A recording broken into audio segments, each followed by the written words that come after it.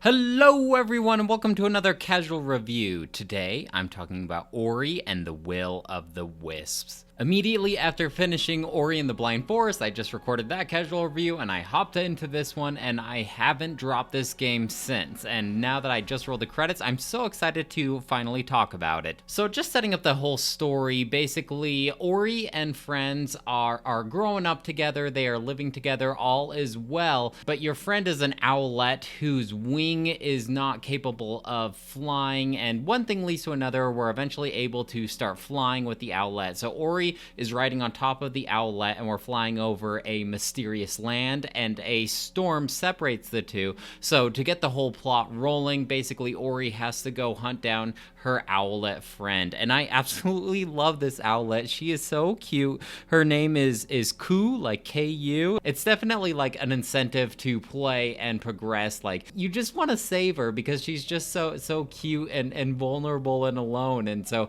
it definitely is that like push forward to keep on progressing through this story. Just like when I was doing my Metroid marathon, playing all of those Metroid games back to back, it is tough starting straight from scratch after playing through Ori and the Blind Forest, because in that game I had all of my life force and all of my will and all these upgrades and everything like that, and then you just have to start completely from scratch, all vulnerable. You can't even double jump or anything like that. However, in this Ori game, you are able to wall jump straight off the bat. Now, the combat system works a little differently in this game as well, and the button controls themselves are a little different too, so it took some getting used to, wrapping my mind around like, hey, it's actually the shoulder buttons now that you use to bash enemies and do a dash, and you just kind of have to get used to a different control scheme if you are playing these games back to back. And the combat system itself is a little different, because instead of just having a Wisp in Ori and the Blind Forest that will auto attack any enemy that is near you, you actually have a variety of different weapons that you are able to choose from like a sword or a spear, a bow and arrow. But if you have followed this channel, you know that I like the big ol' weighty two-handed weapon, so I was able to have a big ol' hammer here, and that's the one I chose. You're able to switch it off whenever you want. You just have to purchase these weapons with a currency, and this is where more of like the RPG mechanics work. And basically, instead of, I think it's called Spirit Light, and instead of using this Spirit Light in order to go down a skill tree and purchase these upgrades, you basically like use it as currency in order to upgrade things from vendors. Now, this could be in a system of badges like in Hollow Knight, or this is where you can buy your weapons, or this, you know, there's just like a varying amount of stuff that you can buy with this currency. I mentioned Hollow Knight just a second ago, and I feel like this game is a good amalgamation of all of these different cool gaming ideas. It's almost like they just stood in a meeting room at the beginning of like developing this game, and they're like, hey, what do we want to throw in Ori and the Will of the Wisp? And they're like, let's grab this platforming stuff from Mario. So I did notice just a couple little things, like when you're on the top of a pole, you'll do this handstand on a pole, and you'll do like this leap off of the top of the pole, just like Mario. Or in like Donkey Kong 94, when there is a horizontal pole, you can like swing around it to gain momentum and launch yourself up, just like Mario. Lots of mechanics from Hollow Knight. I mentioned like the badges, and at the start you have 3 badge slots, and you can uncover these badges by exploring, and these give you like varying passive effects. Like one of the best ones I think is giving you that 3rd extra jump, but you know, just stuff like, hey, this means that you'll take 35 extra damage, but you'll also do 35% extra damage, or hey, 20% of the time you'll do 50% extra damage, or hey, this will make your bow and arrow shoot 3 arrows instead of just 1. So varying passive effects like that. As you progress through the game, if you are exploring, you can do these combat trials hidden throughout the world, and if you overcome those, then you are given an extra badge slot. Just like in Hollow Knight as well, whereas you are exploring a new part of the world, you can happen to stumble across this map maker, and you can purchase the map from him to reveal all of this. And that's just taken straight out of Hollow Knight. You have to find the map maker in order to reveal all of the map. Now, you can explore and uncover parts of the map yourself. I don't think that was in Hollow Knight. I think you actually needed to purchase the map itself, and then you can uncover those parts of that map, if that makes any sense. But in this one, you don't need to purchase the map. You can just do it all yourself if you want. Now, this isn't unique unique to Ori and the Will of the Wisps. These chase scenes were also unique to Ori and the Blind Forest, where you have like the rising water I was talking about in the previous video, or like a big bad boss chasing after you. And I feel like this game just cranks it up, and it is just so choreographed and smooth, and it's almost like the platforms are moving in order to give you this extra next space that you can jump onto. And I felt like they plugged this straight out of something like Donkey Kong Tropical Freeze or Rayman Legends, where it's just like this choreographed running chase scene where you just have to jump at the right time, and the platform around you will manipulate, and you just have like maybe like a second to realize like where you're supposed to go next as this oncoming danger is chasing after you.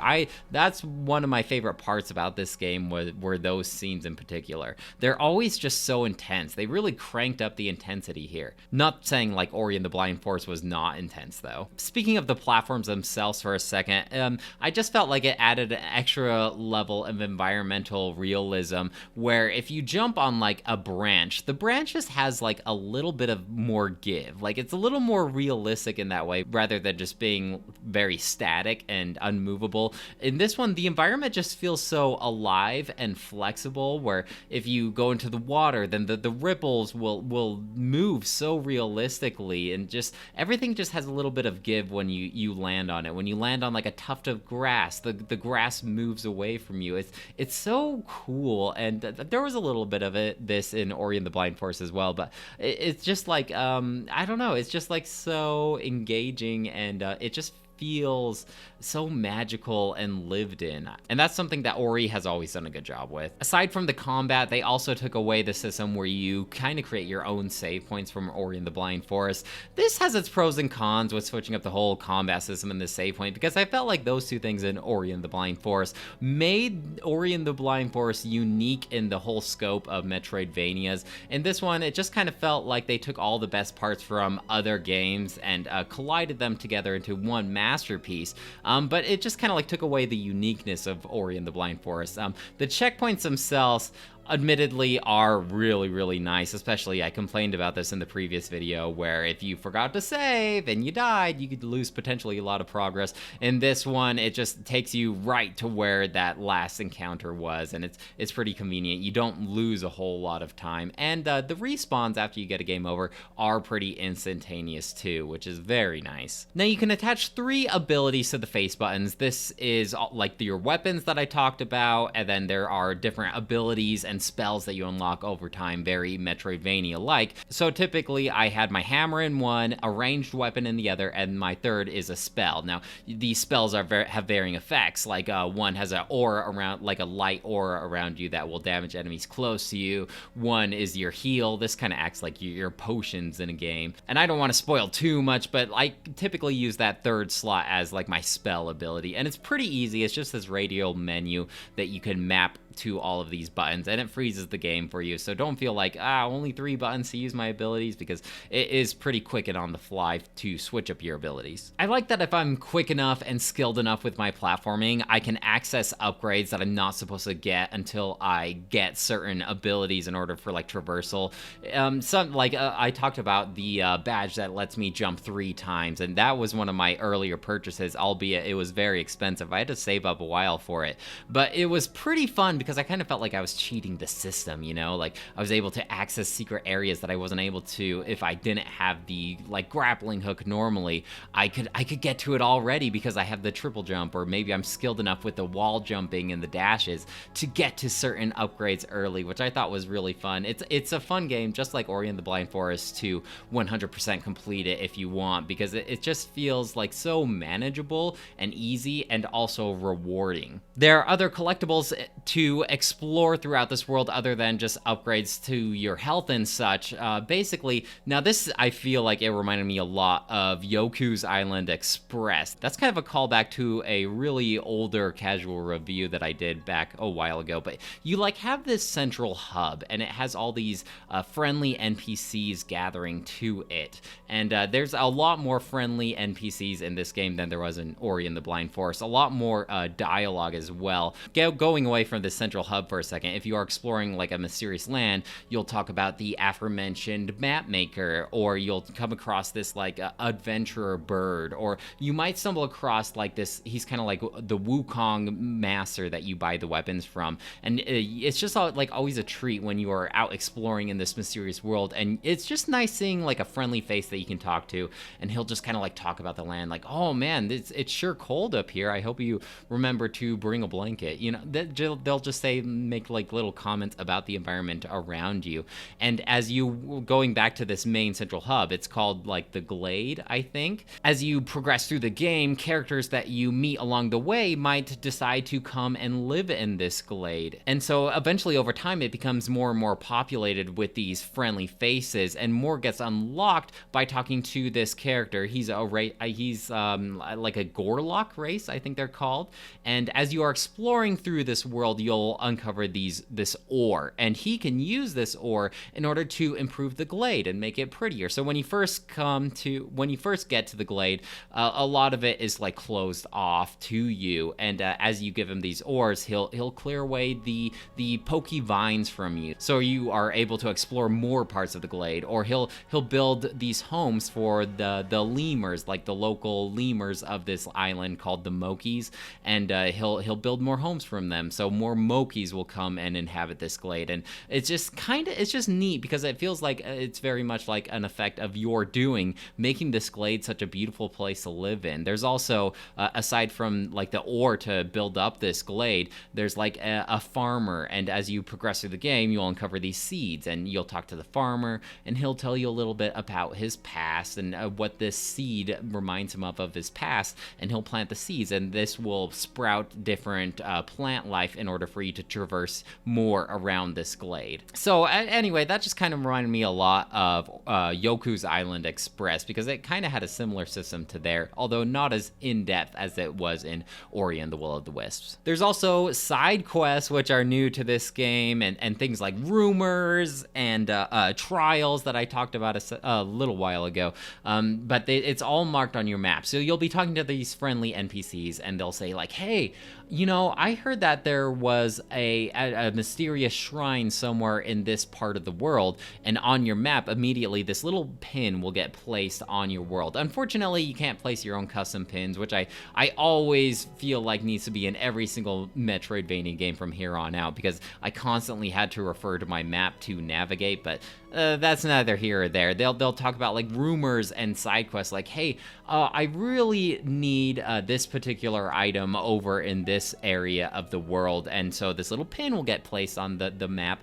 and if you fulfill those side quests or trials, you'll get rewarded with goodies like currency, extra life, extra willpower, that kind of thing. I'm calling it willpower, and I'm not sure if that's a specific name, but it's basically like the mana equivalent in order to use your spells. Now, there is also this constant trading quest, just like in Link's Awakening, where you are given an item, and you have to find the certain person in this world who could really use this item. And when you give it to them, they'll give you a different item. And then you have to, now that you have this new item, you have to go explore the world in order to give this other person this item. And it's just straight out of Link's Awakening. I thought it was really fun, like trying to find like, okay, which friendly character in this world could really use this yarn? And you just have to like think about any of these other characters that you talk to, if they ever mentioned they needed like any kind of yarn or any piece of item like that. And so eventually I did get stuck at one point, and I had to look it up. Don't tell anyone, but I did have to look it up, but I'd rather do that, look it up once, than not fulfill this quest at all. And the end reward, I don't know, is this spoiler? If you don't want to hear what the end reward for this trading quest is, skip forward 10 seconds, but basically it reveals like all the secrets on your map. So very nifty for 100% completing the game. Now, after you get through the like I want to say maybe like a fourth, maybe like a fifth of the game, this game really opens up, and Ori and the Blind Forest was more linear. Like, it was Metroidvania, but you still have to go from like point A to point B. There's a certain direction that you have to progress through. And when you're about a fourth or a fifth of the way through this game, it really opens up more like, hey, choose which path you want to do next. There's like 4 or 5 divulging paths, and you have to choose. And I actually do like that level of freedom. Now, this game doesn't progressively get any more difficult during that particular segment, because like if you go one direction, it's got to be the same difficulty as if you went in the other direction. But just kind of a neat idea. I did like that because I haven't played a lot of Metroidvania games that open up and give you that amount of freedom of choice. Overall, I really like the message and theme of these two Ori games.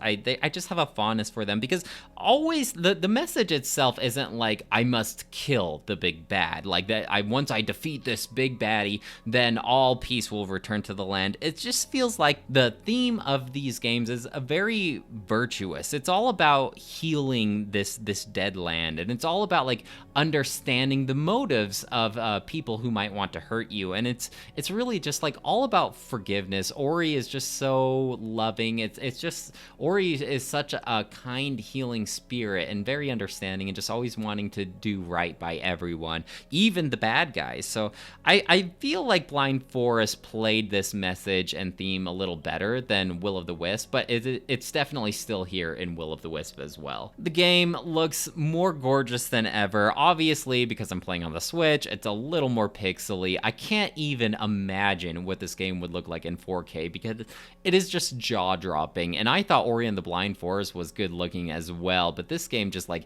amps up all of the particle effects and all of the lighting. It's just so beautiful, and the music matches it just like in Blind Forest. Lots of like flutes and vocals. I'm not gonna do that again, but yeah, just the music. It's so ethereal, all of it, the music, the aesthetics, everything. The game feels longer than Ori and the Blind Forest, but that might have been because I had already played the Blind Forest, and this was my second playthrough of Blind Forest, whereas I'm going into Will of the Wisp fresh, and maybe that's why it took me longer to play through it. But I want to believe it's like it felt like double the amount of time it took me to play through the Blind Forest. So definitely some extra content there. Obviously, I love these games, and I would be remiss if I did not give this game a 5 out of 5. I think it's an amazing game, and I just think that this Ori collection is a really good deal if you're looking into Metroidvania games, or, you know, just play it, give it a shot. They're both wonderful games, and I like them both.